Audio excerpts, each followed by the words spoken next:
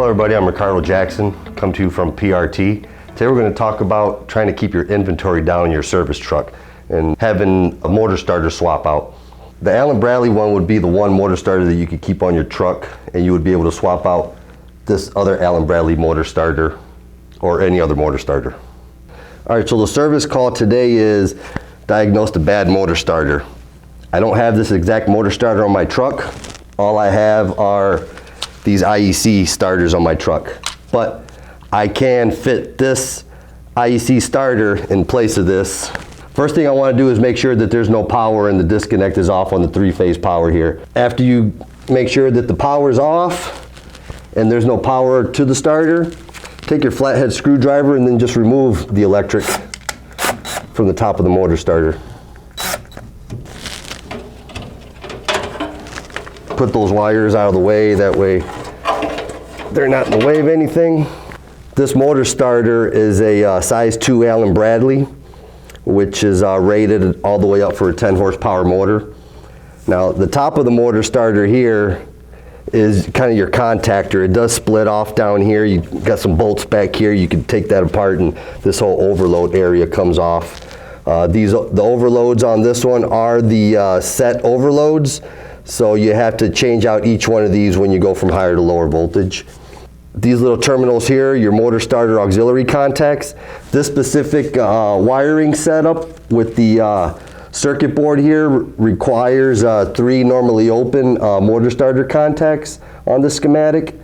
So that's what these things are here. This thing in the middle here, that's your motor starter coil. So when your motor starter coil gets power, that's when your motor starter engages and that's when your motor turns on. What I like to do first is I don't like cutting any of the wires off. I kind of like just taking wires off of the old motor starter and then just pushing them off to the side, and I don't cut my wires at all until the end. That way, just in case I need them to do something else or I need extra wire. Before we start taking the wires off and removing this one, I kind of want to go over each component on this starter versus the one that I have on my truck. There's actually 3 different parts that are going to get put together. This is your contactor. This is your contactor. This is your overload. This down here is your overload. This on the side here is your auxiliary contact. This is your extra auxiliary contact. These little contacts on the side are your auxiliary contact on this starter. Now to put this one together, just take the 3 prongs that are at the bottom of the overload. There's a little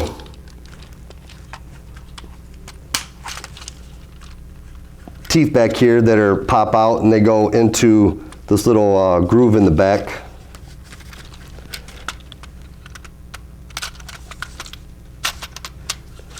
That in there.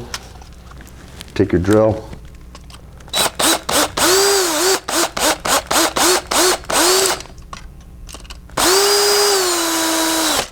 So what I'm doing now is I'm connecting the overloads to the contactor. Now the extra 2 auxiliary contacts, I'm going to snap them in on the side here on this contactor. If you look at the auxiliary contact, there's a little black spring that sticks out, and that's going to go into that groove that's right there. Just make sure that little black thing gets in that groove, and then just push it back and it's snapped in place. So now when you look at it, this is your contactor, this is your contactor. Auxiliary contacts, auxiliary contacts. Overloads, overloads. The difference between the overloads in this one and this one is an adjustable overload, so I wouldn't need multiple overloads on my truck just in case I have different voltage. The next thing I like to do is start to remove the wires from the old motor starter. But when I do that, I kind of like landing them in the new motor starter so that way I don't get mixed up with my wires and make sure all the wires are going to the right spot. So on this first auxiliary contact, remove these two wires. I'll look at the ends. It looks like the copper is still good on them. Just give them a little bit of a twist so they're nice and tight and none of the wire strands are sticking out.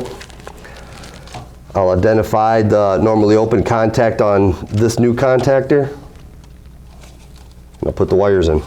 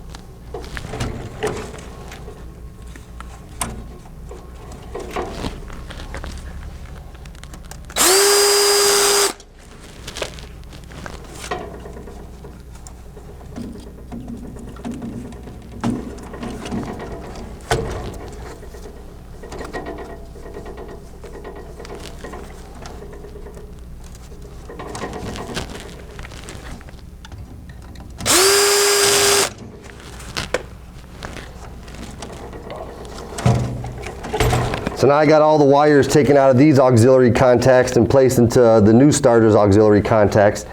The other wire is your motor starter coil wire that was right here, and I just loosened it up so I can pull the wire strap out of there and loosen up the other wires. So on this contactor here, this is your motor starter coil. On this new contactor, the top A1 and A2 terminals is your motor starter coil.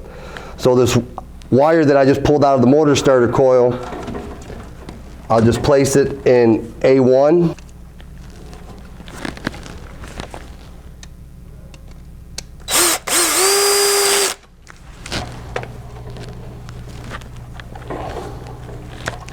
Now the next step is to wire in the overloads. Now, the way your overloads work is you put your wire into the normally closed overload contact and you run your negative power through there. So what I'm going to do now is I'm going to identify the negative power in this system, which looks like this white wire, and see if I can just utilize one of those white wires for the overload.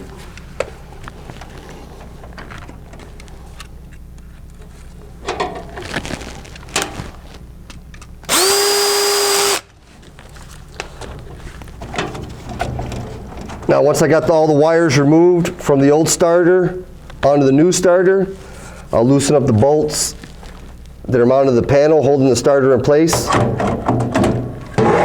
So last thing you want to do is just take the two primary wires from the starter that's going to the transformer, and you can utilize those two wires on the new motor starter.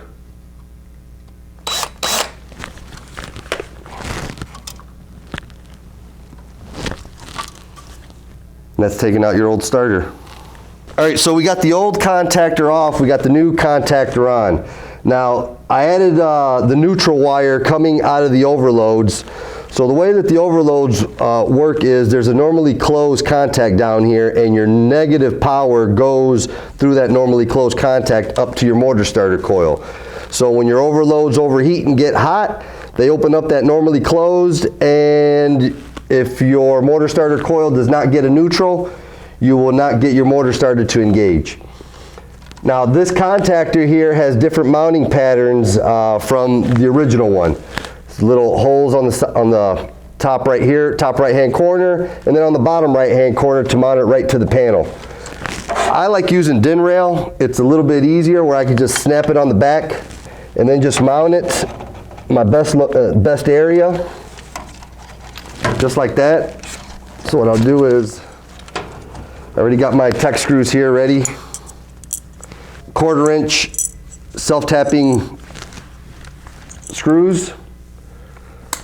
So as I'm tightening that, as they're drilling in, they are making their own thread.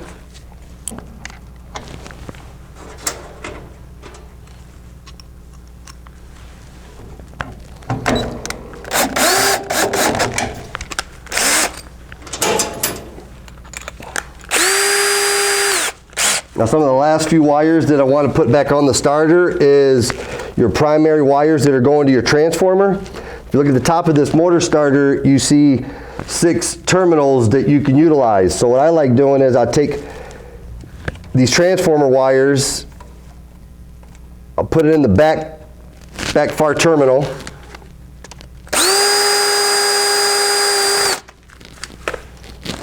Pull on the wire, make sure it's nice and tight in there.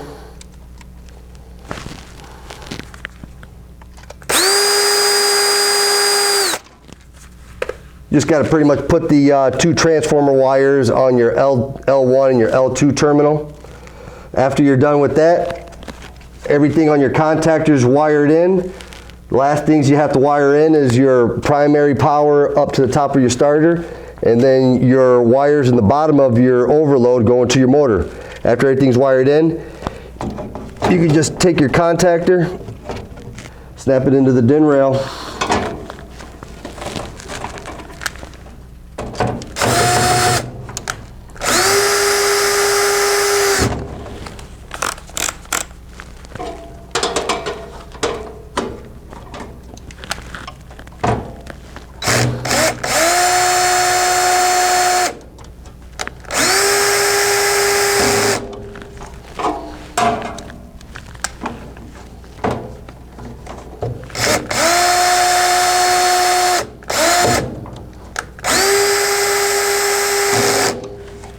After you're done installing it, you can adjust your overloads properly per your voltage by this little dial down here. This overload here is rated between 9 and 45 amps. This contactor is rated between up to 45 amps. So everything's rated correctly. After you're done installing your primary wires, just install the bottom wires to your motor, and then you got your new contactor in.